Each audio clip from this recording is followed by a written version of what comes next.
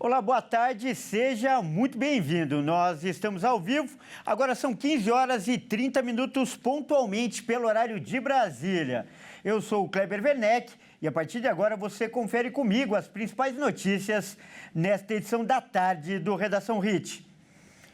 E olha, a gente começa com uma história impressionante. Na Bahia, uma letra trocada acabou gerando muita confusão. Uma mulher, ela descobriu que é casada com o próprio cunhado, ao invés do marido dela, após um erro na emissão do documento. Acompanhe esse caso. Imagine descobrir que, legalmente, é casada com o próprio cunhado. A situação é estranha, mas é real. A governanta baiana Fábia Almeida se casou em 2012, mas há 4 anos levou um baita susto. O cunhado precisou emitir a segunda via de um documento no cartório e descobriu que estava casado com ela. Fábia se casou com Acel Menezes, mas o irmão dele, que se chama Abel Menezes, descobriu o problema. No sistema, constava que ele era casado com a cunhada, mesmo sendo solteiro. Para o marido, de fato, a confusão provavelmente aconteceu por causa da similaridade dos nomes e o nascimento na mesma cidade e no mesmo mês.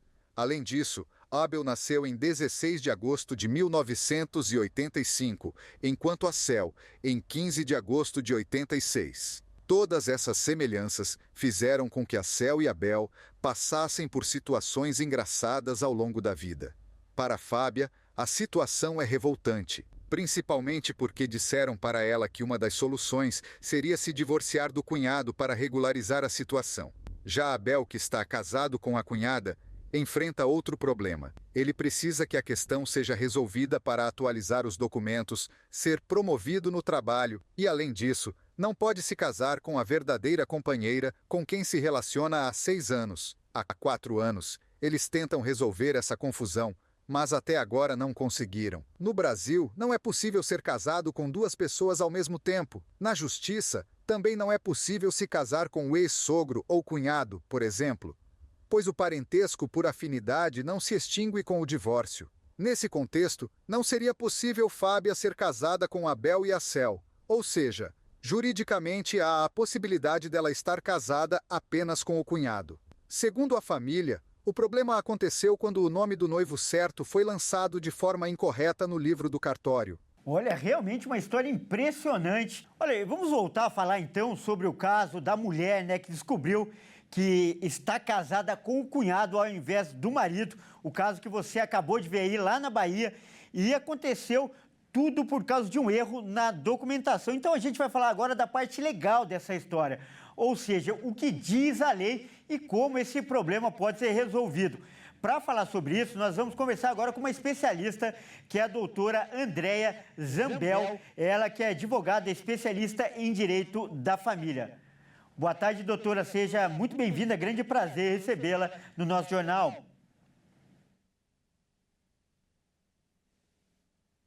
Não estou ouvindo a doutora, vamos tentar de novo aqui.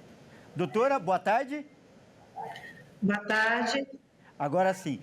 Doutora, qual é a falha no sistema brasileiro que permite um erro desse tipo? Bom, Kleber, na verdade, houve um erro aí no próprio cartório. Hoje em dia, o nosso sistema cartorário não está ainda está muito lento na questão de tecnologia.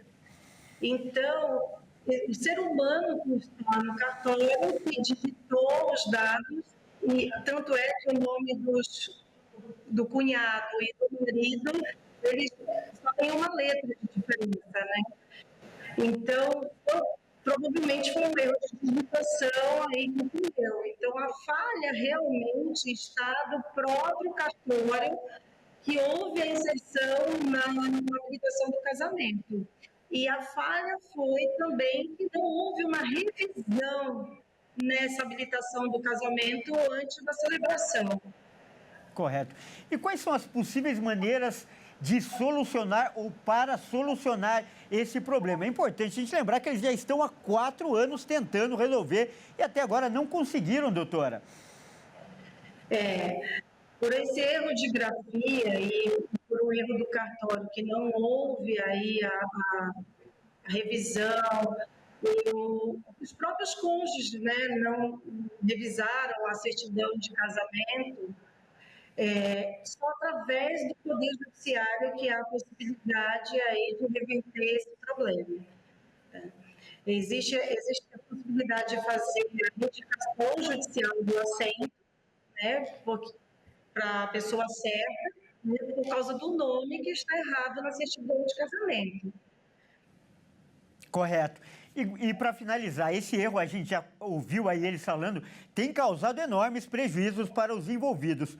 Um dos irmãos, por exemplo, não pode casar com a mulher e colocá-la no plano de saúde, além das piadas, aí, das chacotas que eles enfrentam.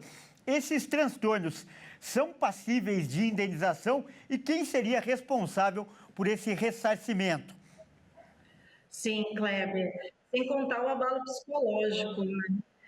E por conta disso, pode sim existir danos materiais, danos morais, indenizáveis pelo oficial de registro civil. A responsabilidade é do cartório, né, com responsabilidade subsidiária do Estado. Porque quando o cartório recebe a responsabilidade delegada para emitir o casamento, para fazer o matrimônio, o Estado deu essa responsabilidade para o cartório fazer. Então, quem tem que arcar com toda a responsabilidade é o cartório, mas o Estado ele não fica isento também dessa responsabilidade.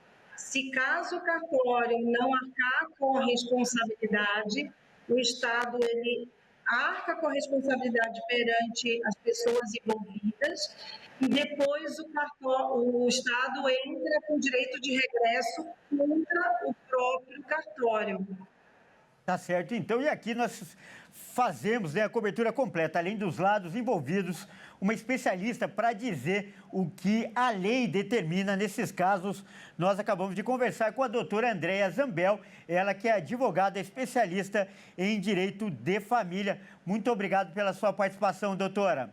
Obrigada, Kleber, é uma honra para mim. Grande abraço. E olha só, o DIEESE divulgou uma pesquisa com o preço da cesta básica nas principais capitais brasileiras. E Florianópolis ficou em terceiro lugar, atrás apenas do Rio de Janeiro e de São Paulo. Quem vai trazer os detalhes, contar tudo agora, é Michele Veiga. E o IBGE divulgou mais uma vez o valor das cestas básicas nas principais capitais do Brasil. E, surpreendentemente, Florianópolis ficou entre as 3 mais caras do país, perdendo apenas para São Paulo e Rio de Janeiro. O custo de vida na capital do estado de Santa Catarina, hoje, para se manter uma família, teria que ser no mínimo de R$7 mil, devido ao aluguel também, ao custo de vida na capital de Santa Catarina ser mais elevado. Mas a cesta básica, ela compõe aqueles itens, né, como ela já diz, básicos para se viver o dia a dia e se alimentar uma família de pelo menos 4 pessoas. Em Florianópolis, esse custo fica na faixa dos R$ 831,79, um custo bem elevado. Esses dados são divulgados constantemente pelo IBGE para se ter uma noção de quais são os produtos e os valores dessas cestas aí que correspondem à nossa inflação e ao nosso dinheiro durante todo o ano. Para se ter uma noção aí, São Paulo hoje custa a cesta básica R$ 880,72 e Rio de Janeiro, que é o segundo colocado, R$ 835,50. Valores que a gente tem que ficar de olho para manter as contas em dia. Olha aí, uma história muito triste agora. 2 jovens atravessavam na faixa de pedestres quando foram atropeladas por um carro em alta velocidade. E com o impacto, elas foram arremessadas a mais de 50 metros. Isso aconteceu em uma avenida de São Caetano do Sul, aqui na Grande São Paulo. O carro ficou completamente destruído, quase irreconhecível. E uma testemunha contou que o carro parecia estar disputando, né? O motorista parecia estar participando de um racha com outro veículo. As imagens são impressionantes. Confira agora com o Fernando Jesus. As duas jovens atravessavam a faixa de pedestre quando foram atropeladas por um carro em alta velocidade. Com o impacto, elas foram arremessadas a mais de 50 metros justamente nesta avenida, que fica localizada em São Caetano do Sul, na Grande São Paulo. E o carro ficou totalmente destruído, quase irreconhecível. Uma testemunha contou que o carro parecia disputar um racha com outro veículo. As imagens são impressionantes, confira. O momento foi gravado pelas câmeras de segurança e é possível ver que na hora do atropelamento o sinal estava amarelo para os carros. O motorista é estudante de Direito e tem 26 anos. Ele afirmou que estava entre 60 e 70 km por hora e que o sinal estava verde para os veículos e que ele não viu as jovens atravessando a rua naquele momento. De acordo com o boletim de ocorrência, uma testemunha que seguia em outro carro contou que foi ultrapassada pelo carro cinza em altíssima velocidade. Ela também afirmou que ambos pararam em um semáforo e quando o sinal abriu para os veículos, o estudante saiu cantando pneu e começou um racha com um carro branco. Alguns metros depois, a testemunha viu o desastre acontecer. As autoridades realizaram o teste do bafômetro no motorista, que deu resultado negativo. O motorista foi levado para a delegacia e acabou sendo detido. Ainda nesta quinta-feira, ele deve passar por audiência de custódia com o juiz. As vítimas eram amigas inseparáveis e cursaram o ensino médio juntas e faziam curso de enfermagem juntas. As duas amigas estavam comemorando o fato de que uma delas iria começar em um emprego novo na semana que vem. Vamos mudar de assunto agora para trazer os destaques internacionais. O governo chinês afirmou que não vai recuar na guerra tarifária e disse também que os Estados Unidos estão se colocando contra o resto do mundo. Depois de indicar que estava aberto ao diálogo, o governo chinês afirmou que não irá recuar na guerra tarifária com os Estados Unidos e disse que o governo Trump está se colocando contra o resto do mundo. A embaixada da China em Washington afirmou que o governo chinês não tem medo de provocações. O mesmo é dito pelo Ministério do Comércio chinês e acrescenta que o país vai lutar até o fim e que o governo de Trump só está conseguindo ganhar inimigos no mundo. Na noite da última quarta-feira, o presidente Donald Trump se disse confiante em chegar a um acordo com Pequim. Na conversa, o presidente norte-americano afirmou ainda estar esperançoso de que chegará a um acordo com o líder chinês para estancar a guerra tarifária. E ainda sobre esse assunto, a Casa Branca afirmou que as tarifas aplicadas pelos Estados Unidos aos produtos importados da China já somam 145% devido às retaliações aplicadas por Pequim. A cobertura completa desse assunto você acompanha no Jornal das 18h30. E olha só, vamos mudar de assunto então, porque agora é hora da gente falar de esportes aqui no Redação Hit. E quem traz as informações, como acontece todo dia, é o Caio Veríssimo. Por favor, Caio, entre em nosso estúdio. Caio, boa tarde, seja bem-vindo. E olha só, Caio, vamos começar falando da Copa do Mundo, né? Isso porque em 2030 o número de participantes, olha só, pode chegar a 64 seleções. Tudo isso, Caio? Pois é, Kleber. Boa tarde a você, boa tarde a todos que nos assistem. Bom, a ideia de dobrar o número de participantes na Copa de 2030 veio do presidente da Conmebol para comemorar os 100 anos da Copa do Mundo. Vamos ver. A partir da próxima Copa do Mundo em 2026, que acontecerá nos Estados Unidos, México e Canadá, o evento contará agora com 48 seleções, ao invés das 32 que habitualmente participavam anteriormente. Essa nova ideia pode funcionar apenas em uma edição, antes de mais uma nova mudança: 64 seleções na Copa de 2030. Pelo menos essa é a sugestão do presidente da Conmebol, Alejandro Domingues, para comemorar os 100 anos do Mundial, já que a primeira Copa foi disputada em 1930 no Uruguai, tendo os próprios donos da casa como os primeiros campeões de uma Copa do Mundo. O evento em 2030 será sediado em conjunto por Marrocos, Portugal e Espanha, com os 3 jogos inaugurais sendo disputados em Argentina, Paraguai e Uruguai. Esta é a forma já oficializada pela FIFA de celebrar os 100 anos do Mundial, mas Alejandro Domingues quer ir além nessa festa e a proposta dele é que muito mais países possam participar do centenário.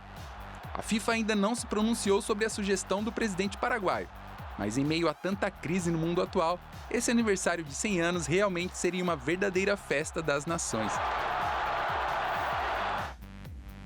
E falando do futebol brasileiro agora, o presidente do Conselho Deliberativo do Corinthians, Romeu Tuma Júnior, foi afastado, olha só, Caio, preventivamente do cargo. Ele é acusado de comandar o Conselho Deliberativo e de prejudicar a imagem do clube nas declarações públicas. Conta em detalhes melhor essa história, Caio, por favor. Pois é, Cleber. Bom, a decisão foi tomada pela Comissão de Ética e Disciplina do clube.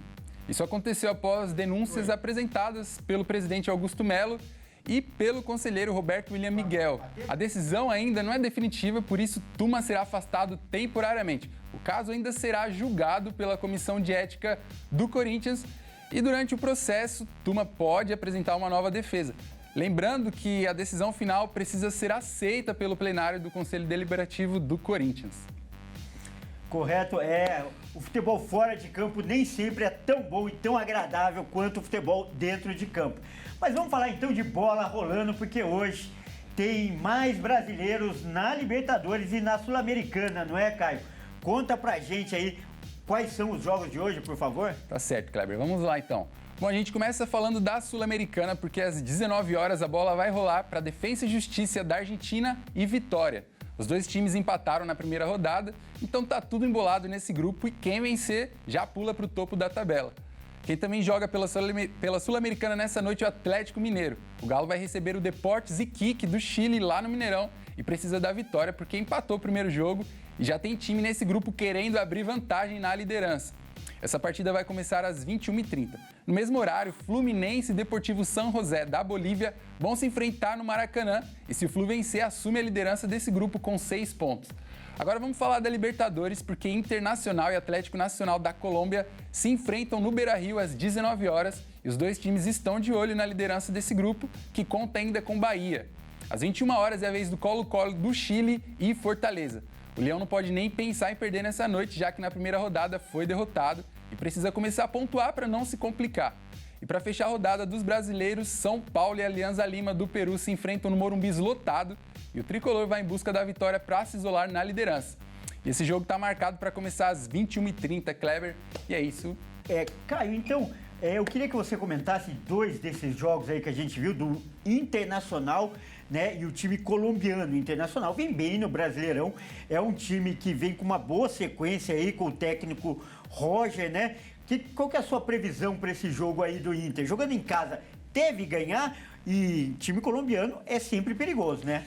Exato, esse jogo é difícil, é perigoso e o Inter precisa ganhar porque nesse grupo tem o Bahia que ganhou, tá com 4 pontos, o Inter empatou na primeira rodada com o Bahia. Chamado Grupo da Morte, né? Grupo da Morte, e o Atlético também ganhou, então se o Inter vacilar, perder, vai ver os dois líderes aí avançando e ficando para trás. Mas o Inter tá jogando, na minha opinião, um dos melhores times do Brasil, o melhor futebol. Tá jogando bem, em casa ainda é muito mais forte. Eu acredito que 2-0 pro Inter hoje. Belo comentário esse, eu também concordo. Acho que o Inter hoje é um dos melhores times do país.